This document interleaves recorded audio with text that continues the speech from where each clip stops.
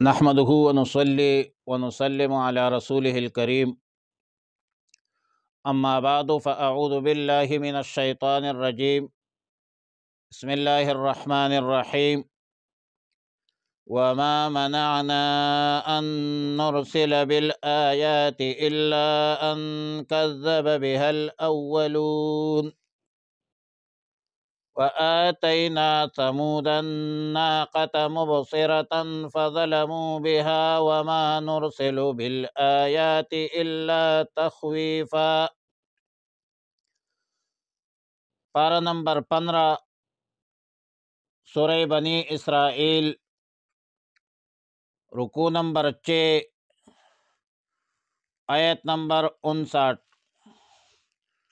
وما منعنا ان نرسل بالآیات، اور ہم نے نہیں روکا ہے، منع نہیں کیا ہے، ان نرسل کہ بھیجے ہم، بالآیات نشانیاں، الا مگر ان کذب بها الاولون، یہ کہ جھٹلایا اس کو پہلے لوگوں نے، وآتینا وأعطینا، اور ہم نے دی، ثمود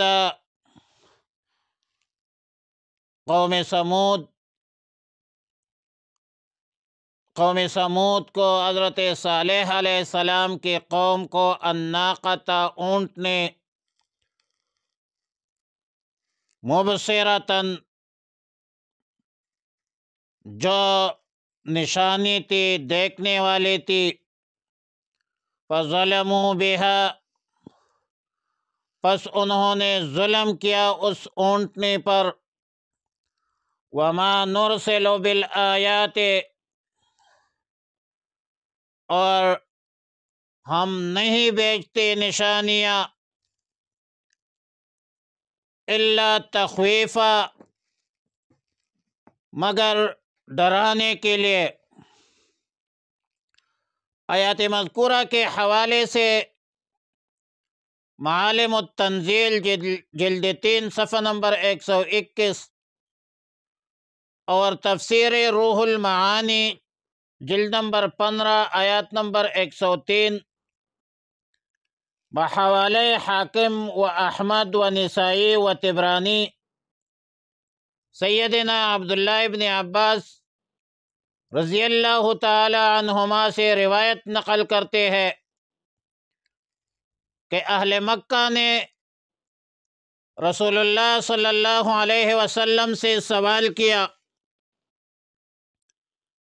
کہ یا رسول اللہ صلی اللہ علیہ وسلم، آپ کوہ صفا کو سونا بنا دیجئے، مکہ میں جو پہاڑ ہے اس کو ہٹا دیجئے، تاکہ ہمیں کھیتی باڑی کا موقع ملے، اور اگر ایسا ہو جائے تو ہم آپ پر ایمان لائیں گے، آپ کی رسالت اور نبوت کو تسلیم کریں گے۔ تو اس پر اللہ تعالی نے رسول اللہ مبارک صلی اللہ علیہ وسلم پر وحی بھیجی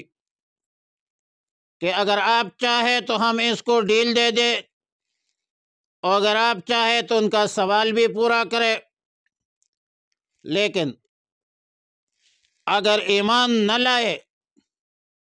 تو انہیں ہلاک کر دیا جائے گا، جیسا کہ ہمارا ضابطہ ہے، اللہ کا قانون ہے۔ اور ان سے پہلے بھی جن لوگوں نے معجزات خاصہ پر ایمان نہیں لایا، معجزات خاصہ کا مطالبہ کیا،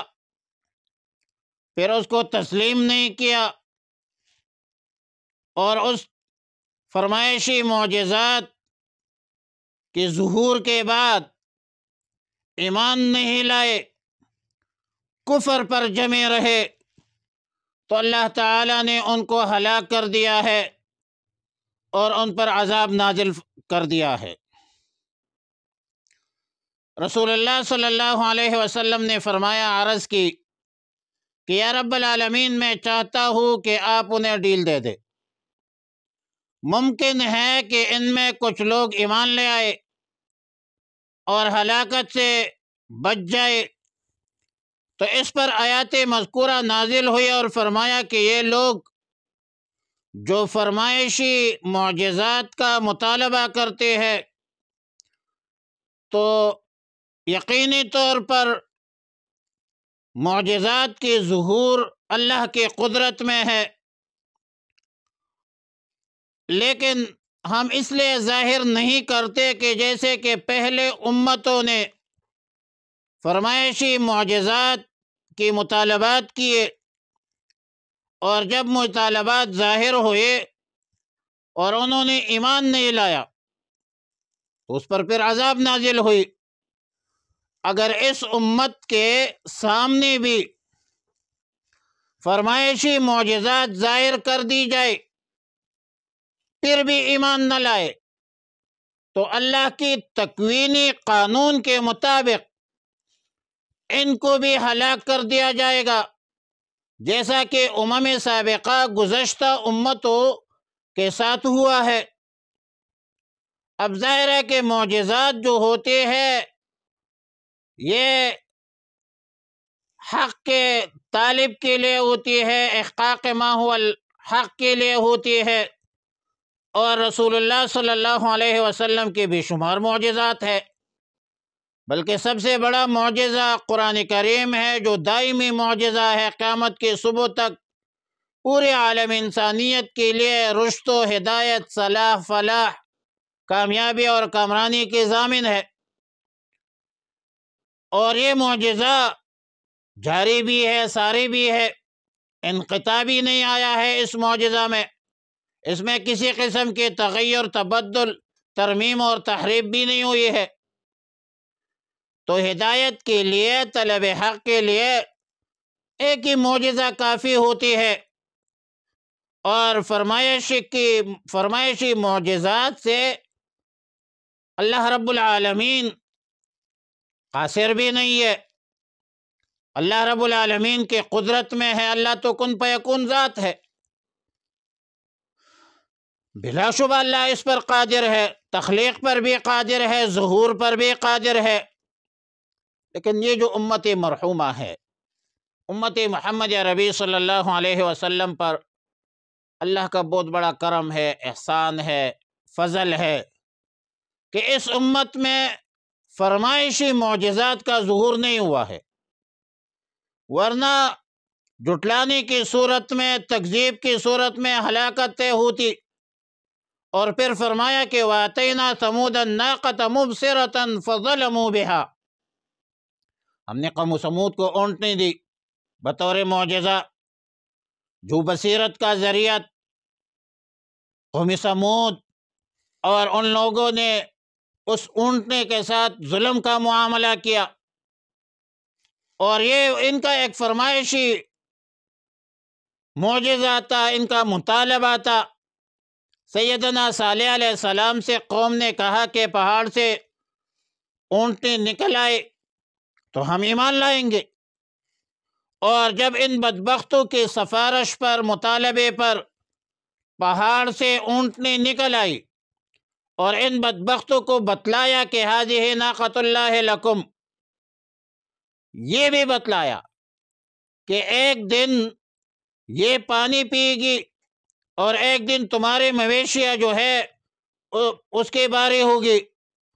تو ان لوگوں نے اونٹنے پر ظلم کیا، اونٹنے کو قتل کیا، پھر اس کے بعد اس پر عذاب نازل ہوئی، ہلاک ہوئے، حالانکہ ان پر لازم تھا کہ جب اللہ نے تمہاری فرمائش پوری کر دی، تمہارے مطالبے کو مان لیا، پہاڑ سے اونٹنے نکالے، تو تمہیں فوراً ایمان لانا چاہیے تھا، لیکن ان بدبختوں نے ایمان کے بجائے کفر اختیار کیا، ہدایت کے بجائے ضلالت اختیار کی، انصاف کی بجائے ظلم اختیار کی، تو اللہ رب العالمین نے ان بدبختوں پر عذاب نازل فرمایا۔ اور چونکہ یہ سمودی عرب ہی میں رہتے تھے، ان کے مکانات جو انہوں نے پہاڑوں میں بنائے تھے، اور قریش مکہ جب شام کی طرف بغرض تجارت جاتے تھے تو قوم سمود کے وہ عمارات اور تعمیرات اور مکانات وغیرہ وہ بھی ان کے سامنے ہوتے تھے۔ تو اس لیے اللہ تعالیٰ نے آیات مذکورہ میں، بلکہ آیات مذکورہ کے درمیان میں، بطور مثال، بطور عبرت قوم سمود کا تذکرہ فرمایا کہ بھائی اس سے عبرت حاصل کرو، فرمائشی معجزات سے دستبردار ہو جاؤ، راہ راست پر آ جاؤ، اور اللہ کے قدرت و طاقت کو چیلنج مت کرو۔ پھر آیات کے آخر میں فرمایا وَمَا نُرْسِلُ بِالْآيَاتِ إِلَّا تَخْوِيفًا، ہم نے آیات کو، نشانیوں کو صرف ڈرانے کے لیے نازل کی ہے، اسی لیے بھیجے ہے۔ یعنی فرمائشی معجزات جو پہلے امتوں میں ظاہر ہوئی تھی، اس کا مقصود جو تھا وہ ڈرانا تھا کہ معجزات ظاہر ہو، اور یہ جو معجزات کا یہ لوگ مطالبہ کرتے ہیں وہ ایمان لانے والے نہیں ہوتے۔ جو فرمائشی معجزات کے مطالبات کرتے ہیں وہ ایمان لانے والے نہیں ہوتے، اور جب ایمان نہیں لاتے تو پھر ان کو ہلاک کر دیا جاتا ہے۔ اور چونکہ امت مرحومہ، امت محمد عربی صلی اللہ علیہ وسلم کے ساتھ ایسا کوئی معاملہ نہیں ہوا ہے، اور لہذا فرمائشی معجزات ظاہر نہیں ہوئی ہے، فالتخویف بالاستئصال لانذارها به فی عادت اللہ اے ما نرسلها الا تخویفا من العذاب، کذا فی روح المعانی۔ مفسرین کا قول ہے کہ اس آخری جملے سے عام چیزیں بھی مراد ہے جو کبھی کبھی عالم انسانیت کے بیچ میں دنیا میں ظاہر ہوتی ہے، اور وہ تخویف کے لیے ہوتی ہے، ڈرانے کے لیے ہوتی ہے کہ لوگ اللہ کی طرف متوجہ ہو جائے، جیسا کہ چاند گرہن ہے، سورج گرہن ہے، گرج ہے، بجلی ہے، اندھیوں کا آنا ہے، زلزلوں کا آنا ہے، بھائی سیلاب کا آنا ہے۔ یہ تمام چیزوں کے بھیجنے کا مقصد جو ہے ڈرانا ہی ہوتا ہے کہ قوم سدھر جائے، لوگ سدھر جائے، لوگ حق قبول کرے، حق پر چلے، حق پر جمے رہے۔ تو اللہ سے دعا ہے کہ ہمیں حق پر چلنے کی توفیق عطا فرمائے۔ وآخر دعوانا الحمد للہ رب العالمین۔